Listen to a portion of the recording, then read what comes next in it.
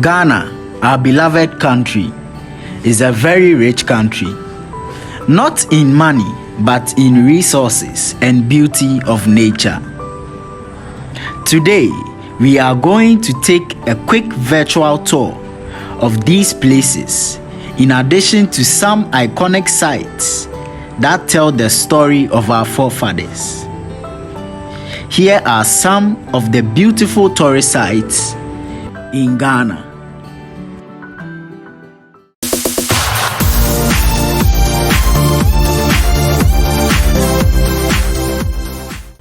First, we are going to look at the Kwame Nkrumah National Park. This is one of the main tourist sites in Ghana.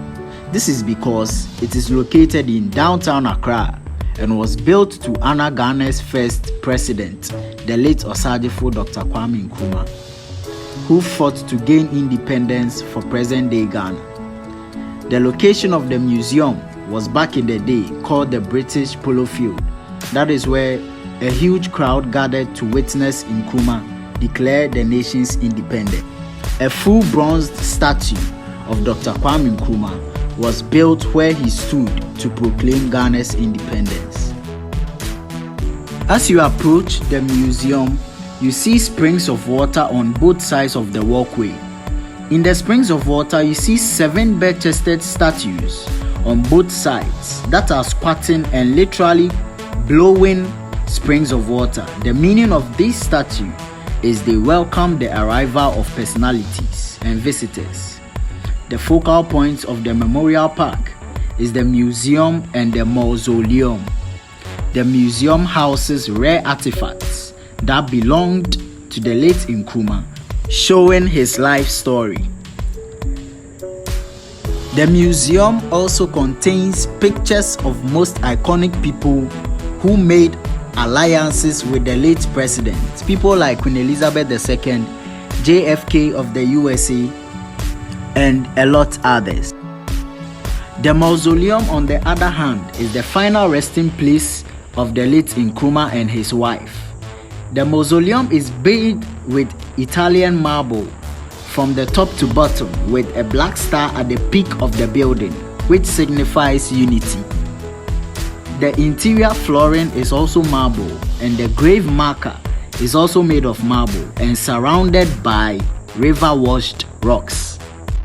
The Kwame Nkrumah National Park is a place you wouldn't want to miss, as some people describe it to be the genesis of Ghana's history.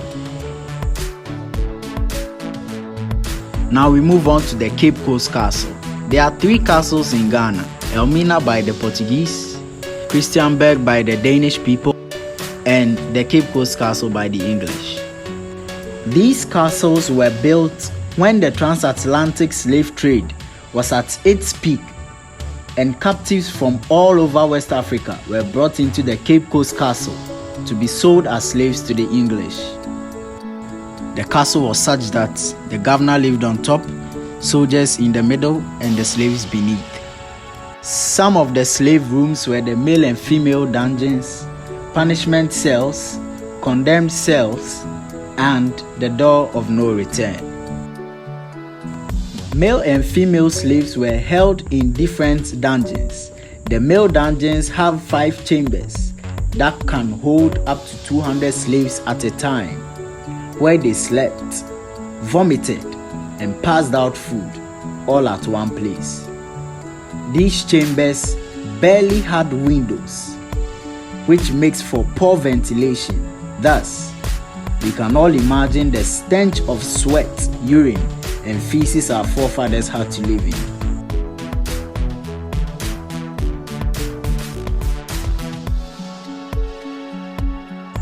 They had a special room where they threw dead slaves. The women's dungeon, however, wasn't that huge, and it was kept away from the men slaves. They would just come in and take them out, beat them, rape them, and treat them badly.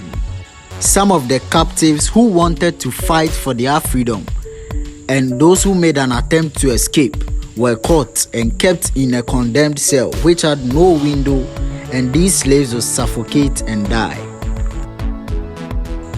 Well, they also had the door of no return. This is where slaves passed through to be sent abroad to never see their family again. Once you are sentenced to be sent outside, there's no way you'd come back, hence the name.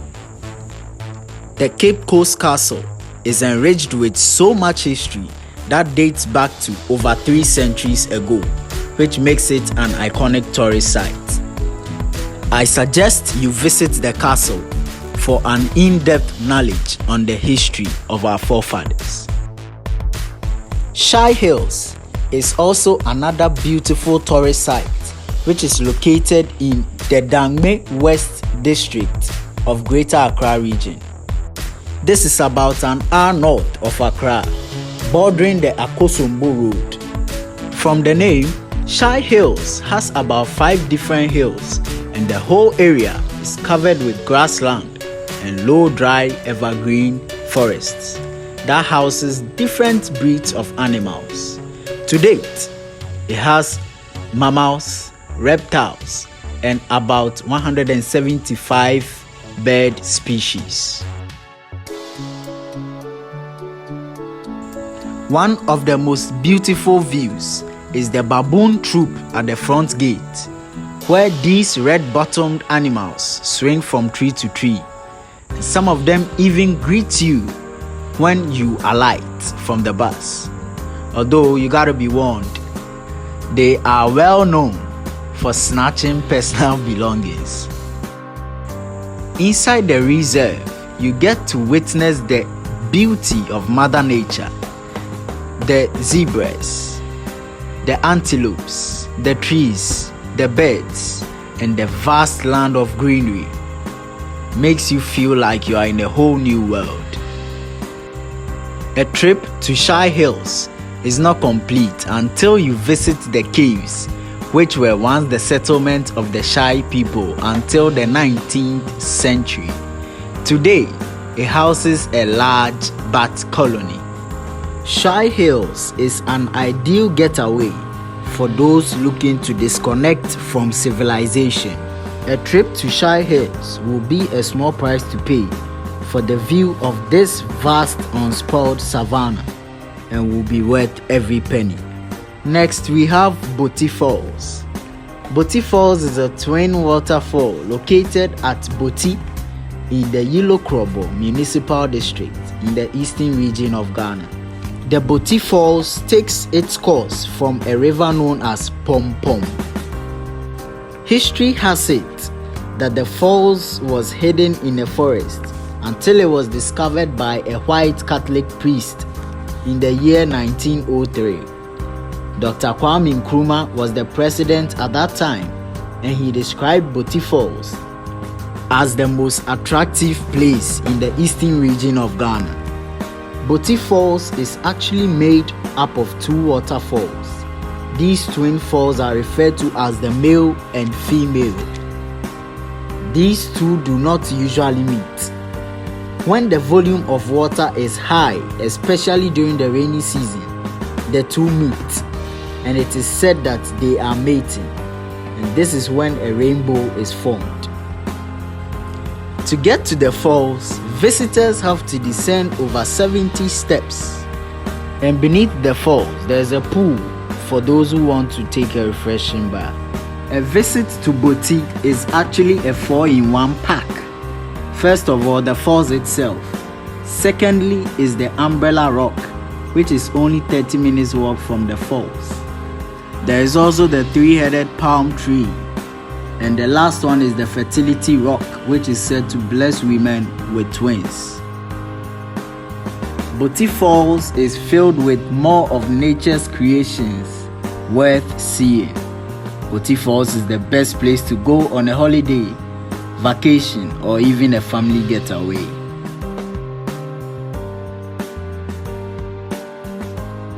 Our next tourist site is the Enzyma Village. It is located near the town of Beyin, roughly 90 kilometers west to Takoradi in the western region of Ghana. Nzulezu is an Enzyma word meaning surface of water. A little backstory. The people of the village migrated from Walata, a city in the ancient Ghana Empire. According to history, the community-based wetland reserve was constructed over 500 years ago by the migrants from Walata. The village is built entirely on stilts that hold the village above the water. The occupants of this village speak the Enzyma language. Today, there are about 800 people living in Nzulezu. The villagers are mostly into fishing for obvious reasons, farming in the nearby land, making of akpeteshi, and they can boast of tourism. Visitors get a canoe ride, which is about 45 minutes to an hour to arrive at the village. And almost every household owns a canoe. There are other interesting places around the village like the Fort Apollonia and the Ankasa Natural Reserve, a true rainforest with the highest rainfall in Ghana. Nzulezu is a beautiful sight. The idea of the village on water is mind-blowing. You wouldn't want to miss this view and experience. Thank you for taking this virtual tour with us. Please like the video if you think you like the idea. Subscribe and turn on post notifications. And do well to share. Sharing is caring. You can check out our previous videos. I'll leave a link in the description box. Do well to comment as well. And we'll catch you in the next one.